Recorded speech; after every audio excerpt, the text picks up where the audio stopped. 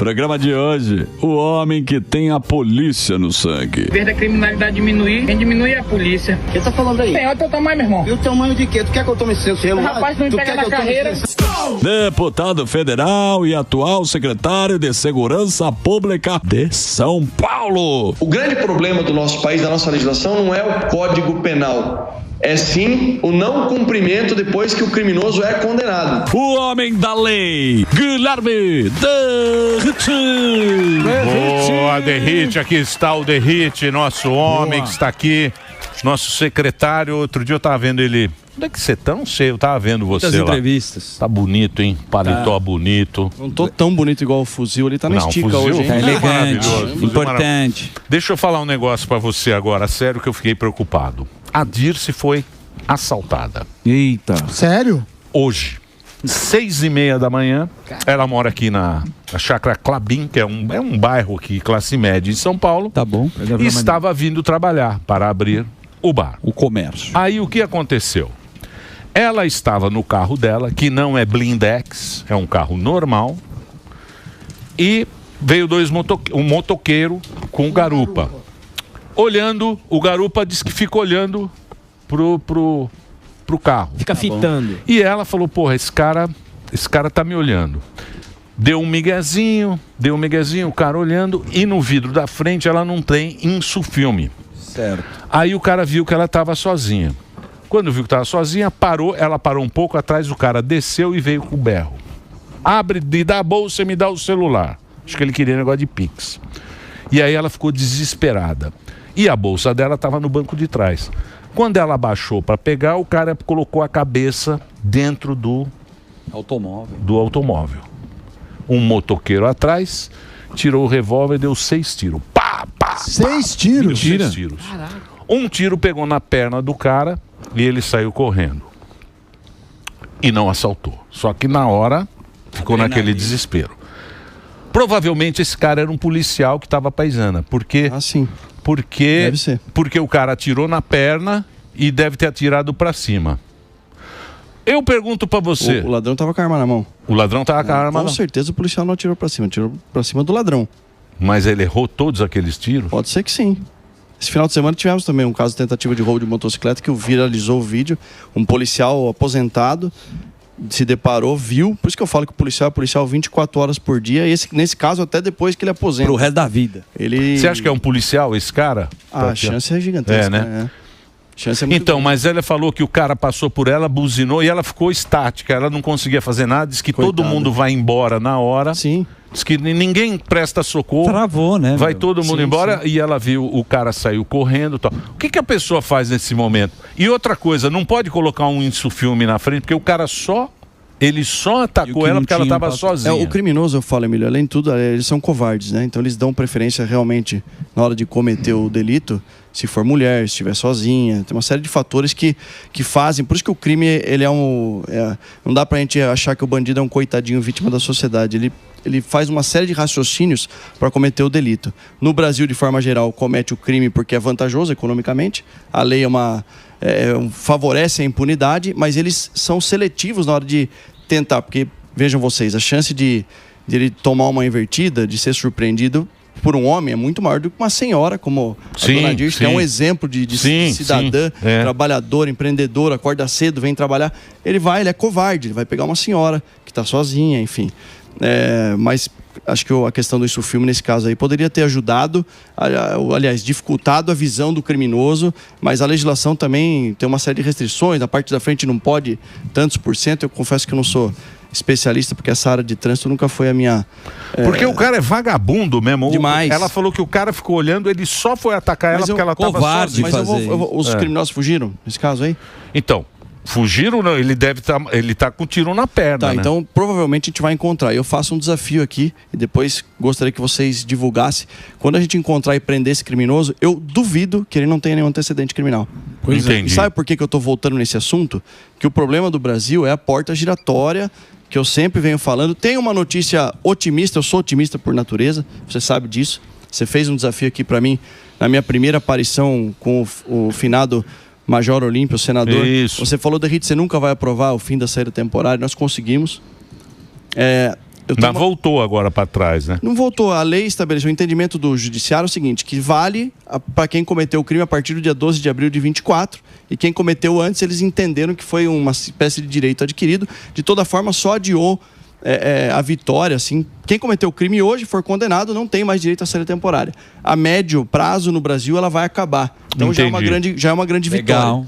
Muito legal. Mas esse criminoso, quando a gente encontrar com ele, prender esse criminoso, que provavelmente foi alvejado, se ele foi mesmo baleado, alguém está socorrendo ele, vai aparecer em algum pronto-socorro, eu duvido que ele não tenha antecedentes criminais, por conta do problema que a lei não pune adequadamente. Eu usei um exemplo, até pedi para a Luana, que está aqui acompanhando, a nossa assessora de comunicação, mandar para vocês. Eu construí o histórico da carreira criminal daquele criminoso que tirou a vida do delegado Dr. Mauro Guimarães na Lapa. Foi um caso que ganhou uma grande repercussão. Vocês vão ficar impressionados com a quantidade de vezes que a polícia fez o seu trabalho. Prendeu. Olha lá, tá aí na tela para vocês ali. Esse é a carreira criminal desse indivíduo, desse vagabundo chamado Enzo Wagner Lima Campos, que assassinou aquele homem honrado ali, o Dr. Mauro Guimarães, um delegado de classe especial, com mais de 35 anos de serviço prestado à sociedade. Todos aqueles quadrinhos ali, ó, embaixo, em cima, são as oportunidades e as vezes que ele foi preso pela polícia. E solto. E aquela bolinha vermelha ali, em determinado momento, algum iluminado, algum juiz de direito, concedeu para ele a prisão domiciliar, achando que ele ia ficar em casa. Ele é bonzinho. Quietinho. E foi justamente por esse benefício que ele acabou cometendo o último delito, que foi preso por isso. Inclusive, foi tirar a vida do delegado de polícia. Então, enquanto a gente não atacar esse problema aí, Emílio, esse daí, infelizmente, é triste falar isso, porque o que nós estamos conseguindo fazer em São Paulo, e aí é política pública baseada em evidência, tá? Não estou fazendo autopropaganda, não. A gente bateu todos os recordes da história de número de prisões. Foram mais de 208 mil criminosos presos. Só que para cada 5 indivíduos presos no Brasil, 1 está efetivamente preso no sistema prisional, 3 estão condenados, mas em liberdade, ou procurados pela justiça, ou conseguiram algum benefício, e um outro indivíduo sequer foi condenado, foi absolvido pela justiça. Então, nesse contexto, a gente está fazendo o que pode, apresentando os melhores resultados. Está melhorando a segurança pública? Eu creio que sim, mas não significativamente do jeito que a gente gostaria. Os indicadores de roubo de celular da Avenida Paulista, reduzimos 25%, 30%. No centro de São Paulo, desde de quando a gente implementou a estratégia de combate, de aumento de efetivo, de uso de tecnologia, chegamos a reduzir 50%, 60% roubos na região central como um todo.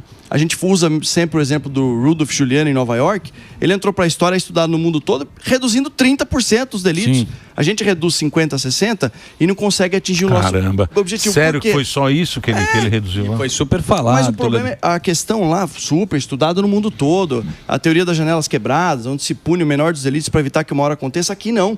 A gente não pune o menor dos delitos. Pelo contrário, tem discussões que falam em liberar a droga, que X gramas de maconha. Então, enquanto o Estado Brasil, não tomar uma providência, não encarar essa reforma do sistema de justiça criminal, que eu brigo há tantos anos para acontecer, e o protagonista tem que ser o Congresso Nacional, já que o governo federal não vai tomar nenhuma providência com relação a isso, a gente vai, infelizmente, viver esse estado em que... E o pior, agora eu vou falar na minha condição, eu não fujo de nenhuma responsabilidade. Só que a cobrança é 100% em cima das polícias.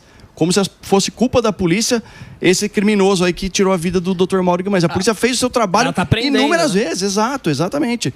Agora, se não tiver uma lei que puna adequadamente, a gente vai viver eternamente essa porta giratória do sistema penitenciário. Mas eu acho que você aqui, você e o governador, o Tarcísio, vocês não tiveram medo de encarar. Eu acho que é pela primeira vez que a gente está vendo alguém chegar e encarar, e não é encarar o ladrão de celular, tal. É encarar o opinião pública, a mídia, todo mundo conta. E você, pô, os caras estavam dizendo que que iam te matar, que você estava... Não tem ameaça real de morte. Mas você teve ameaça real? Teve o serviço de inteligência, detectou a intenção de um criminoso que estava...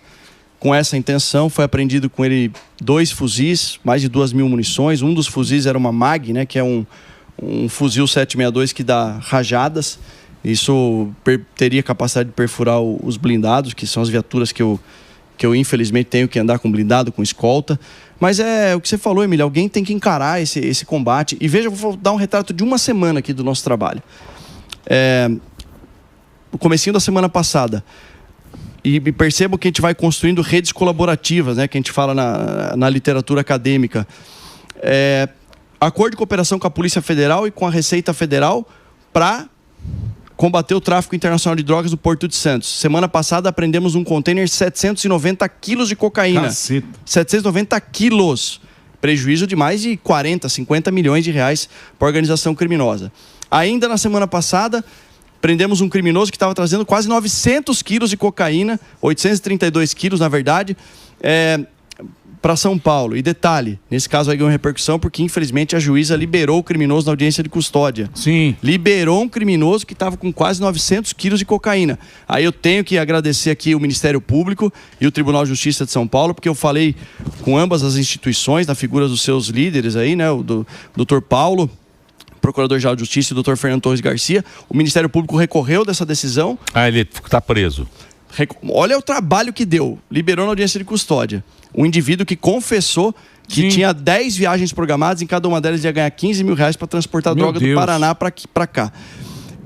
Saiu na audiência de custódia e rapidamente tivemos que fazer essa mobilização entre as instituições. O Ministério Público recorreu.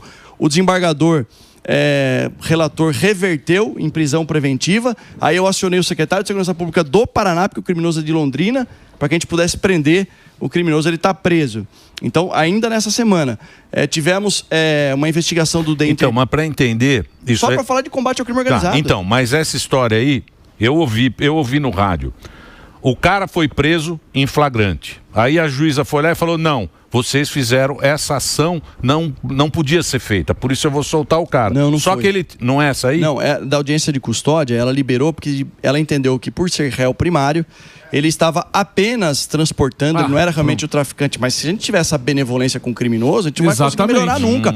E outra, o cara não estava transportando 50 gramas, 5 quilos, era quase uma tonelada.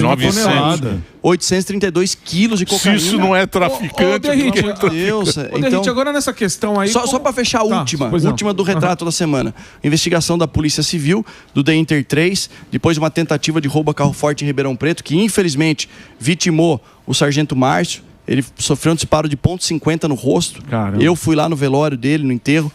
Tivemos que fazer com o caixão fechado, porque foi uma tragédia.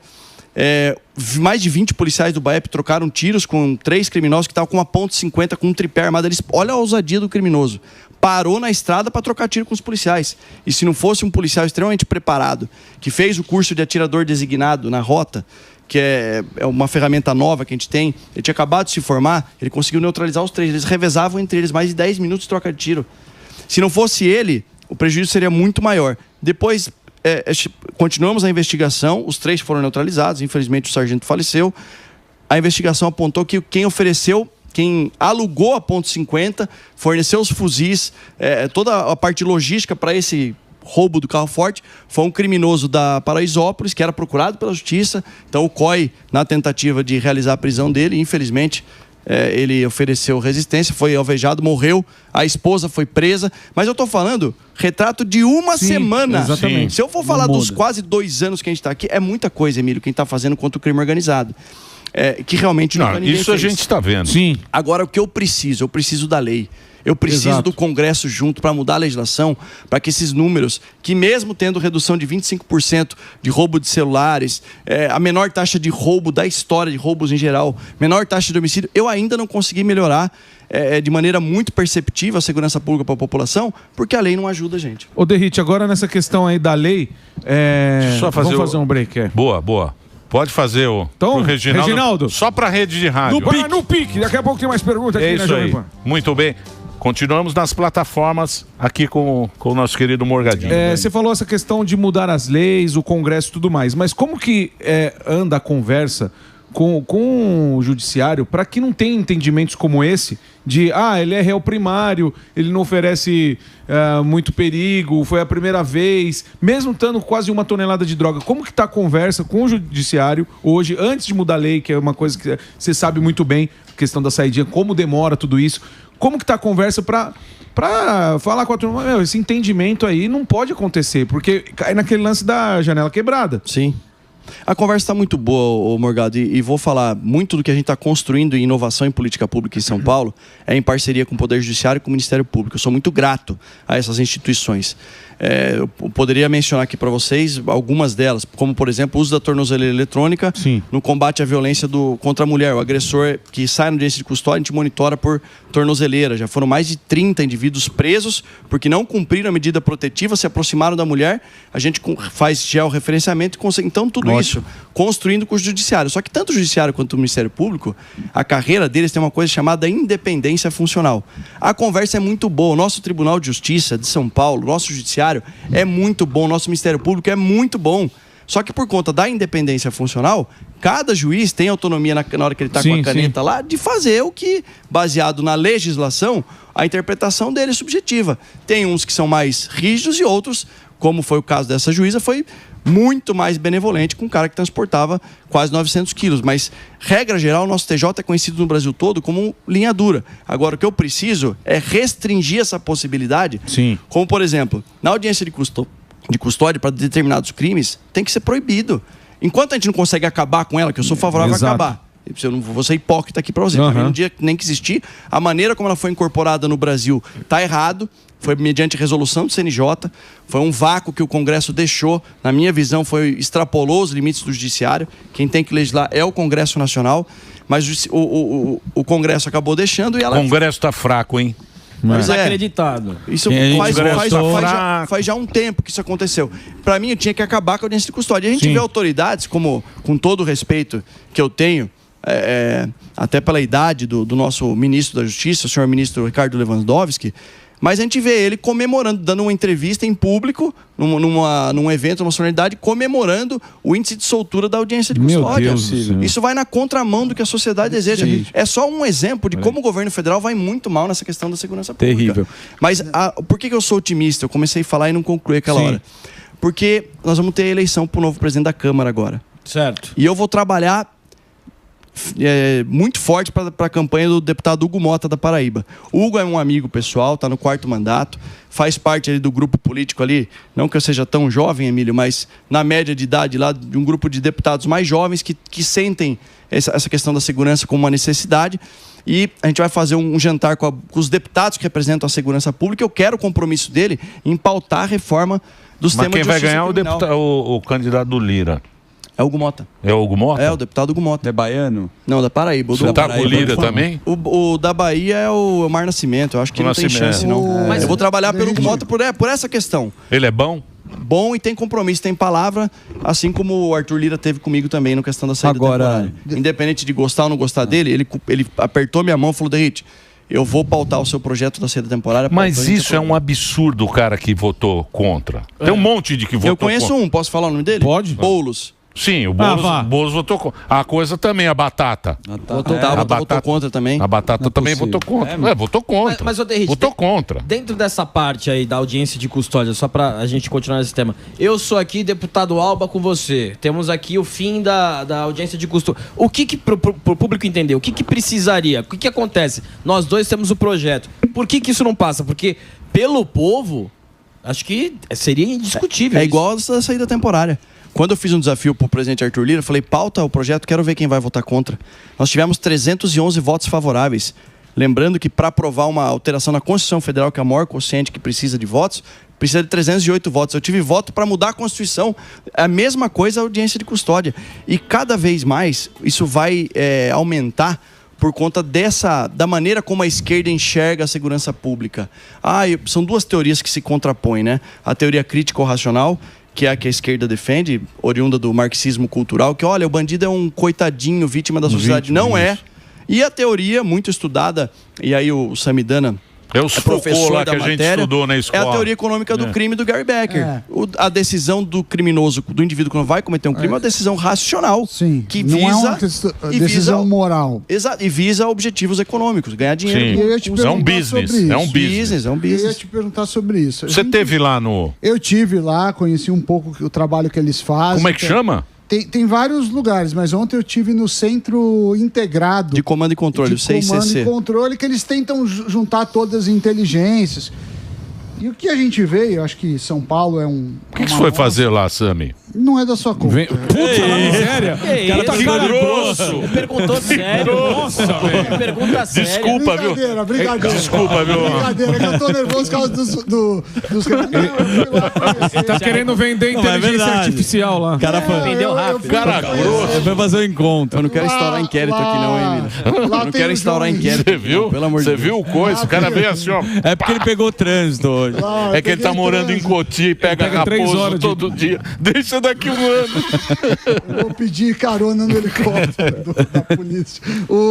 Não, é brincadeira. Eu fui lá falar com o João Henrique, que cuida de lá. E lá eles têm toda uma inteligência, primeiro, para agregar dados. Porque você tem dados da polícia militar, você tem dados da guarda municipal, você tem vários, tem o cara da delegacia, você tem disque denúncia, você tem a denúncia anônima. É um centro. É o centro, mas tá bom, você tem o dado. E como que você usa isso para prever crime? O que a gente vê, e o Derrite, pouca gente sabe, por isso que eu queria falar isso, ele tem feito um trabalho que é muito pioneiro. Talvez no Brasil seja um dos únicos, se não o único estado, e talvez na América Latina. Nos Estados Unidos e em outros países já existe isso. Mas a gente ainda fica nesse que é importante, o policial na rua tentando prever crime contra uma organização que tem inteligência. E aí eu te pergunto como que está esse projeto, porque não é da cultura do brasileiro Trabalhar com prevenção, né? trabalhar com prevenção e com inteligência. Sim. Quer dizer, é da cultura do bandido, mas a cultura da agência. Primeiro agradecer, né, a sua colaboração, tá indo de forma voluntária ajudar a gente com sugestões. Obrigado. Lá. O professor João Henrique Martins, ele é o coordenador do CICC, é especialista em mercados ilícitos, cientista político, mestre, doutor, um estudioso do crime também, e tem nos ajudado muito. O governador assinou um decreto, instituiu o programa Muralha Paulista, que é o arcabouço tecnológico que o Estado de São Paulo vai passar a operar, vai juntar todas as boas intenções que tem de Indaiatuba, da cidade de São Paulo com o Smart Sampa, que está sendo um sucesso e está ajudando bastante, de Sorocaba, de vários locais, para compilar, trazer esses dados, como o Sami falou, e entender o comportamento criminal. Com base nisso, a gente não vai empregar o policiamento em locais em que ele não deve estar. Resumindo, eu vou aumentar a probabilidade... Vai fazer um mapa. Aumentando a probabilidade de prisão e colocando a viatura em locais que, em tese, segundo estudos analíticos e os dados, o crime estaria acontecendo nesse local. A probabilidade de acontecer. Sim. Então você tem recursos escassos, a economia estuda isso, você fala, essa região em tais horários, aí tem o perfil, tem várias coisas para você mitigar. Mas esse é um trabalho que, por incrível que pareça, ainda não existe. O que existe, obviamente, é o policial que é daquela região, ele sabe, olha, saída de jogo de futebol... Então, mas deixa eu perguntar um negócio para você, Derrite. A secretaria nunca foi a propulsora das políticas públicas. As polícias, cada um tinha a sua... Cada um faz um E jeito. na secretaria a gente centralizou, está usando inteligência, está usando dados, política pública baseada em evidência. Vou dar um outro exemplo. A gente conseguiu reduzir 40% de roubos na zona sul de São Paulo. Sabe como? Com drones. Já tem um protótipo, um projeto piloto sendo usado, e a nossa intenção é colocar drones operando em áreas de maior incidência criminal. Então, Avenida Paulista, da meio-dia até as 15 horas. Por que não? Claro, tem que obedecer à legislação, a ANAC, uma série de coisas. Mas é evoluir no uso da tecnologia. O decreto Muralha Paulista dá segurança jurídica para isso. Um outro golaço que a gente fez recente foi o decreto da recuperação de ativos da lavagem de dinheiro. Foi quantos bi foi isso? Nos últimos 5 anos, o Laboratório de Lavagem de Dinheiro da Polícia Civil, que tem feito um trabalho espetacular, aponta que nós identificamos 14 bilhões de reais nos últimos 5 anos. Esse dinheiro está sendo bloqueado, a maior parte vai para o governo federal, depois que transita em julgado, e não volta para o Estado. Tem uma lei federal de 98. O que a gente fez? A gente propôs ao governador o decreto regulamentando. Mas mudou agora, né? Saiu agora, mês passado, de setembro. Que podia ser um investimento interno, inclusive, na polícia, né? Agora vai ser. Então agora a gente vai reverter o uso do crime organizado, do tráfico, do PCC, bens, dinheiro na conta bloqueado, veículos, o helicóptero do André do Ré, por exemplo, pode ir para leilão, isso vai para o fundo da segurança pública e vai ser revertido para comprar viatura, para comprar helicóptero, para comprar armamento. porque a gente se torna autossuficiente, não depende mais. E o recurso que usaria na segurança pública pode ser investido em saúde, em educação e então, outras áreas. falando nisso, vocês tentarem tirar todo o dinheiro do crime organizado. Asfixia financeira. Isso, mas existe uma rota desse dinheiro sujo. Para onde que vai o dinheiro do crime organizado? Vai para Paraguai, vai para pôr de gasolina? O que eles fazem? A maior parte fica aqui mesmo. Na verdade, o desafio do crime organizado, que tem como principal fonte de receita o tráfico internacional de drogas, eles falam em embranquecer o recurso, enfim, branqueamento. Algumas polícias usam isso. É a lavagem de dinheiro. Então, vou dar um exemplo. A Karen, que foi presa na Operação Escudo, na Operação Verão, a Japa, ela foi pega com R$1 milhão de reais em dinheiro, $50 mil, mas os apontamentos de inteligência que a gente...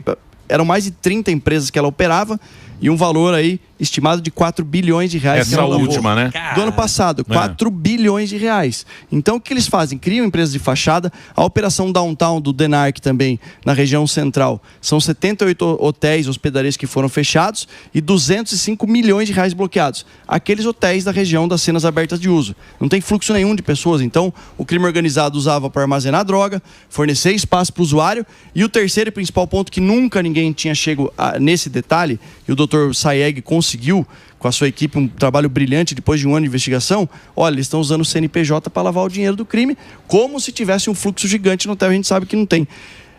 E detalhe, eu falei do litoral, né, da Karen. Nós prendemos hoje, o The Inter 6 prendeu um criminoso de nome Cláudio e apelido Campeão, braço direito do André do Rap, está preso nesse exato momento.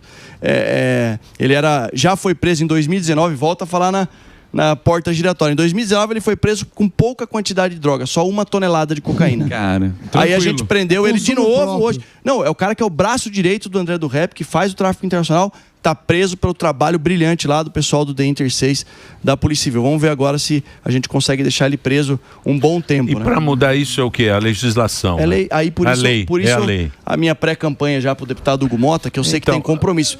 A população do Brasil espera isso do Congresso, espera muito. Acho que a maior necessidade hoje, sem dúvida alguma, é controlar a violência, combater o crime e acabar com a impunidade. Porque eu acho que isso aí também, a sociedade, né?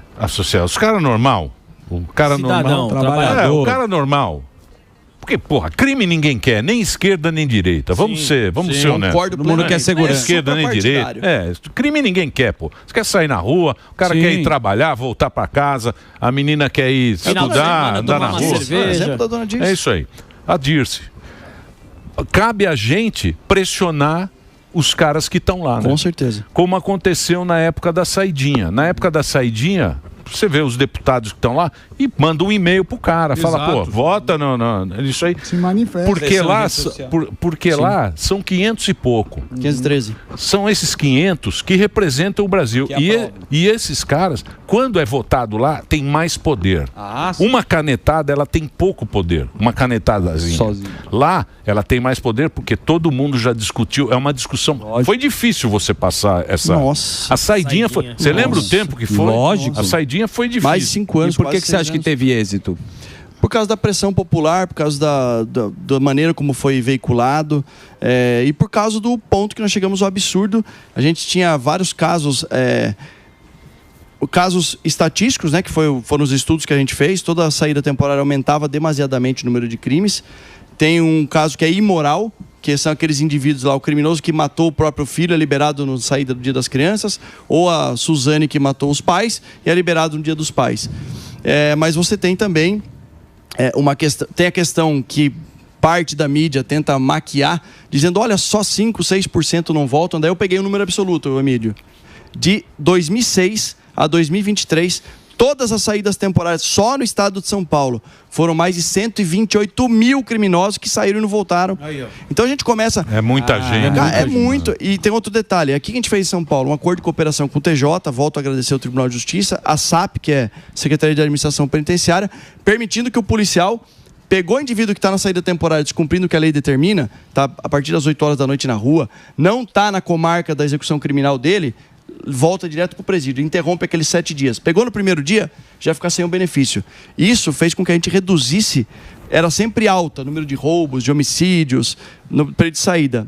Foi a primeira vez que teve redução de indicador criminal, porque a gente colocou mais de 3 mil indivíduos, durante esses períodos de saída temporária que estavam descumprindo a lei, de volta para o sistema prisional. o que o serviço de inteligência da própria administração penitenciária identificou? Que os criminosos estavam falando assim, ó, gente, quem for sair na saída temporária é para casa, hein? Porque agora a polícia está trazendo a gente para tranca de volta. Só que eu tenho que ficar fazendo malabarismo porque a legislação ainda a lei é fraca, esses caras aí. Mas esses caras, por exemplo, o PCC, pegar o PCC aqui como exemplo, né, que é um grupo grande e tal. Vocês tirando ele de São Paulo, eles vão para outro estado, não vão? Tomara. Eles não vão mudar de não tem o crime, não tem uma... Assim, ó, o crime ele é volátil. Isso é um fenômeno que pode acontecer. O meu objetivo como secretário de Estado da Segurança Pública de São Paulo, a nossa estratégia, de forma simples, eu vou resumir. Primeiro, busque captura das principais lideranças do PCC que estão na rua. Então, se você pegar do início da gestão até agora, foram vários líderes do PCC que foram presos, vários que entraram em confronto porque escolheram esse caminho com as forças policiais e foram neutralizados. Então, e você desarticula quem tem poder de mando ali na organização criminosa. Segundo ponto, inviabilizar a cadeia logística do crime. Porque se a fonte de receita do crime organizado, a maior parte dela é o tráfico de drogas, então eu tenho que alocar os meus recursos, inteligência, câmeras de monitoramento, efetivo policial, para inviabilizar a cadeia logística do crime, que em São Paulo é muito desenvolvida, porque nós temos as melhores rodovias, os aeroportos. Nesse contexto, a gente aumentou, só esse ano, 143% a pressão de cocaína. Então, eu estou inviabilizando a cadeia logística do crime. E no terceiro ponto, impedir a lavagem de dinheiro. Aí eu fecho a estratégia. Nós estamos fazendo isso de maneira exemplar também. Dentro desse contexto, se o crime organizado, o PCC fala, São Paulo tá difícil, eu vou pra Bahia, o problema é da Bahia, não é meu. Eu tô fazendo o meu trabalho. Eu espero que um dia o PCC fale assim, ó, não dá mais para passar cocaína por São Paulo, vou dar uma volta lá pelo Japão, porque eu Tarcísio lá. Os caras estão lá no Amazonas, lá no Paraguai também, né? Não, então, mas é tudo porque é grande essa Mas tudo isso porque a lei é fraca. Então, como a lei é fraca, eu tenho que montar minha estratégia de combate ao crime organizado para inviabilizar e impedir que o crime se fortaleça. E onde fica a maior parte da concentração do crime organizado aqui no Brasil, Derrite? Concentrado. Aqui tem hegemonia do PCC em São Paulo, né? E eles, na verdade, se expandiram. Hoje o PCC tem célula na Bolívia, Paraguai, Colômbia, Peru, que são os países produtores de droga, né? Peru, Colômbia e Bolívia de cocaína, Paraguai entreposto da maconha, entra arma também por lá. Mas aí você tem outros estados, já começa a ter guerra entre facções. Do próprio PCC com o Comando Vermelho, que antes eram amigos e agora tem uma certa rivalidade. Florianópolis teve esse final de semana. Também. E eu vou dar um outro exemplo do que a gente falou. A gente se antecipou na investigação, um criminoso estava planejando cometer um roubo a um avião pagador em Viracopos. Foi na semana passada isso. Indivíduo de extrema periculosidade, já cometeu vários roubos a bancos. O Serviço de Inteligência detectou. Parceria com a Polícia Federal também. Aliás, aqui a Polícia Federal é muito parceira nossa. Tem a FICO, que é Força Integrada de Combate ao Crime Organizado. Funciona muito bem. A apreensão de hoje da Polícia Rodoviária, vindo para cá, pegaram vários quilos de cocaína também. Foi por conta dessa rede colaborativa.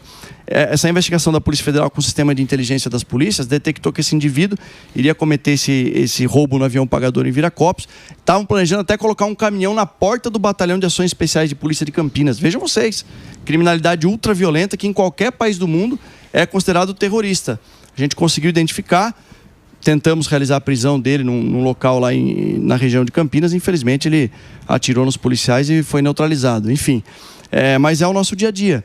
Então, respondendo aí a sua pergunta, Emílio, por mim, se o PCC decidir mudar a rota dele para o Japão, vai ser um ganho imenso para o estado de São Paulo. É um desejo, mas quando você fala de dinheiro, por exemplo, o Durso veio aqui, nosso advogado, estava falando da relação do Pix com os bancos. E você vê, né, tem uma mulher aí que abriu 36 contas aí, uma laranja, e essa história se repete. Não tem que ter uma comunicação mais efetiva entre os bancos e a polícia também? Mas isso está tendo, viu, o Zuckerman? Porque a gente chamou todos os setores de segurança dos bancos, lá no CICC, lá onde o professor João Henrique fica, os setores de inteligência deles comunicam pra gente. A gente fez uma porta de entrada, estabelecemos um protocolo, na verdade. Ah, legal. Isso começou por causa do sequestro via Pix, lembra?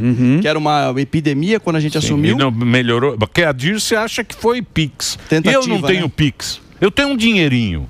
Você é a velha guarda, né? Eu tenho um dinheirinho na carteira. Mas não tenho Pix. Aí o cara fala, dá o Pix. Eu falo, não tenho Pix, pô. O que eu falo pro bandido? Eu falo que é a verdade, que não tem. Eu não tenho Pix, pô, não tenho Pix. Mas a gente conseguiu. Tem um dinheirinho aqui. Ele avisa, pelo menos.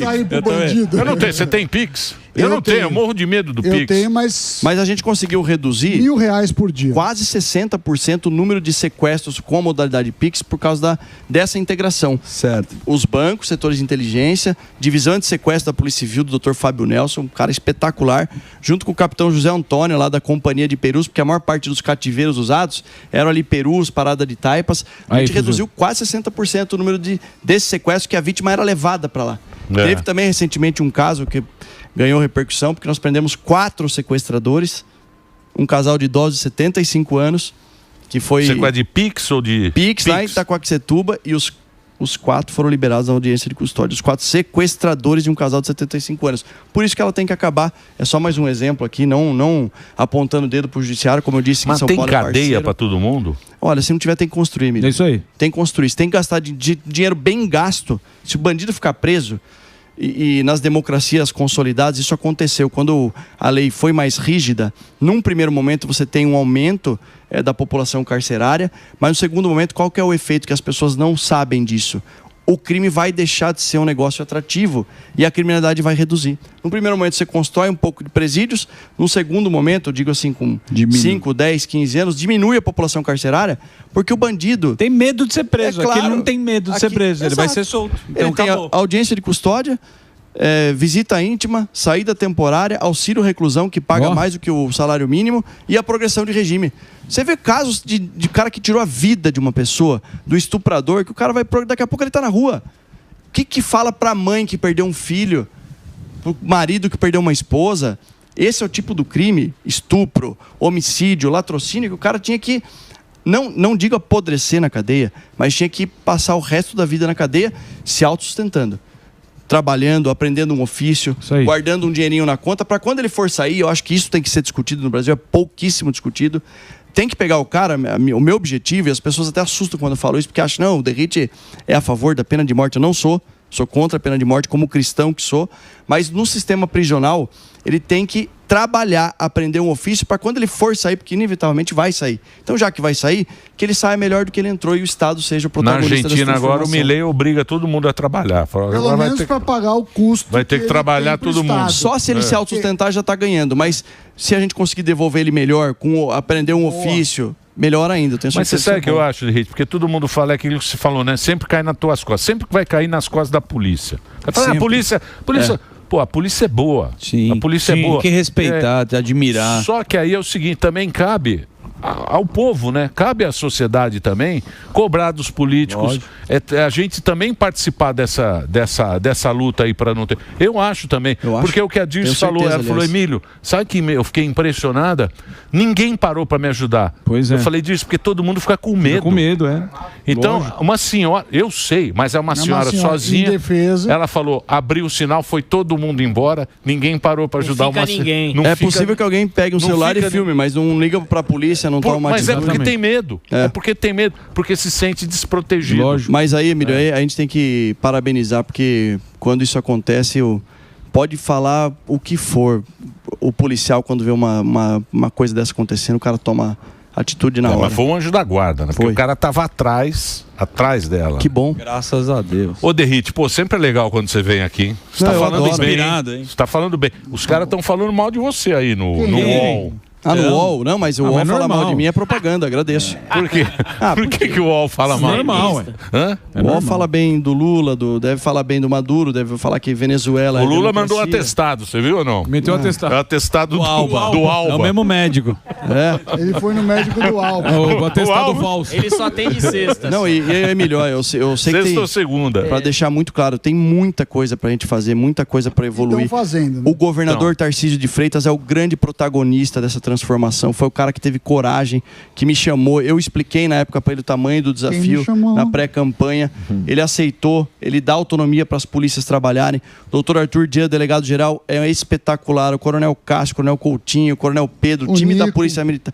Dr. Nico, que vai hoje o Nicão. Nico que vai Ele vai hoje no show do Morgado, que eu tô sabendo. Nicão, Boa. Traz pizza. Ele falou O Nico é bom, né? Ele falou que vai dar uma carteirada lá, não vai pagar, viu, Morgado? Convidado o gordão. O Nico é espetacular, Ele imagina é. um profissional com mais de 40 anos de experiência na Polícia Civil, ajuda demais Gente a gente boa. lá. É um cara que ama a polícia, como eu. Sim. Ama a polícia tá na veia, tá no sangue, vocacionado. É a vocação, é o... Então, a gente tem muito o que fazer ainda. Mas a gente tem que jogar em todas as arenas de combate. Essa do Congresso Nacional, a partir do ano que vem, eu tenho certeza que vai ser decisiva para a gente mudar a lei.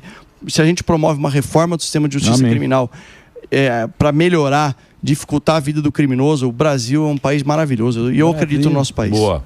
E você sabe que a gente é fã do seu trabalho, fã da polícia, a gente sabe que vocês fazem o que dá para fazer. E conta aqui com a gente aqui para levar para todo mundo aí o pensamento e tal.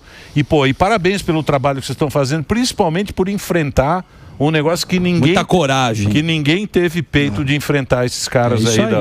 Que é o... que são os O Derrite lá, trouxe né? a proposta, né, cara? Tem que ser enaltecido por isso. Ninguém acreditava, tá? Ninguém. Eu agradeço demais. Eu acho que Deus tem um propósito na vida de cada um. Eu estou cumprindo o meu aqui e vou continuar. O que eu prometo para a população que nos assiste vou continuar trabalhando muito para melhorar a vida de cada um de vocês. Pô, Derrite, obrigado por você ter vindo, hein? O Derrite, ele arruma um tempinho para ver aqui. Ele gosta do Pânico. Coloca um terno novo. O que ele resolve o Instagram do Derrite é @Guilherme Derrite. Apesar do Instagram estar me boicotando, porque você pesquisa lá, Derrite não aparece, Guilherme Derrite, mas não tem problema. É normal. É mais um, né? Sério? Não tem problema. Cheryl Ralph. Não, mas você tá lá, põe aí, Derrite, no selo azul, pô. Terno, gravata amarela. Pô. 960 mil seguidores. Só dá você. Secretário de Segurança de São Paulo. Derrite, muito obrigado, cara. Milho. Obrigado, tá? Obrigado mesmo. Vamos fazer o break, Reginaldo. Manda bala. Derrite. Uau.